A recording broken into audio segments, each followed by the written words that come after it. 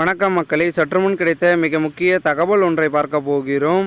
அடுத்தடுத்து கூட்டணி ரெடியாக ஆரம்பித்து விட்டது. அரசியல் காலத்தில் பரபரப்பும் ஏற்பட்டிருக்கிறது. இந்த ஒரு தகவலை பற்றி தான் நாம் பார்க்க போகிறோம். தகவலை பார்ப்பதற்கு முன்னதாக நீங்கள் நம்மளுடைய சேனலுக்கு புதிய பார்வையாளர்களாக இருந்தீர்கள் என்றால் மறக்காமல் நம்மளுடைய சேனலை சப்ஸ்கிரைப் செய்து வைத்துக் கொள்ளுங்கள் மக்களே.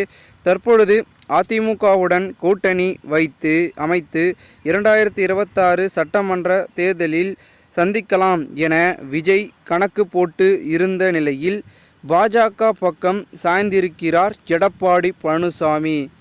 இதனையடுத்து தனது தலைமையில் புதிய கூட்டணியை அமைக்க விஜய் திட்டமிட்டு வருகிறாராம். குறிப்பாக தேமுதிக, பாமக, நாம் தமிழர் உள்ளிட்ட கட்சிகளை இணைத்து கூட்டணி அமைக்க விஜய் திட்டமிட்டு வருகிறாராம் என வருவதாக கூறப்படுகிறது. நேற்று முன்தினம் அதிமுக முன்னாள் அமைச்சர் எஸ்பி வேலுமணியின் இல்ல திருமண விழா கோவையில் நடைபெற்றது. இதில் பாஜக தரப்பிலிருந்து அண்ணாமலை, தமிழிசை சவுந்தரராஜன், வானதி சீனிவாசன், மத்திய அமைச்சர் முருகன் உள்ளிட்டோர் கலந்து கொண்டனர்.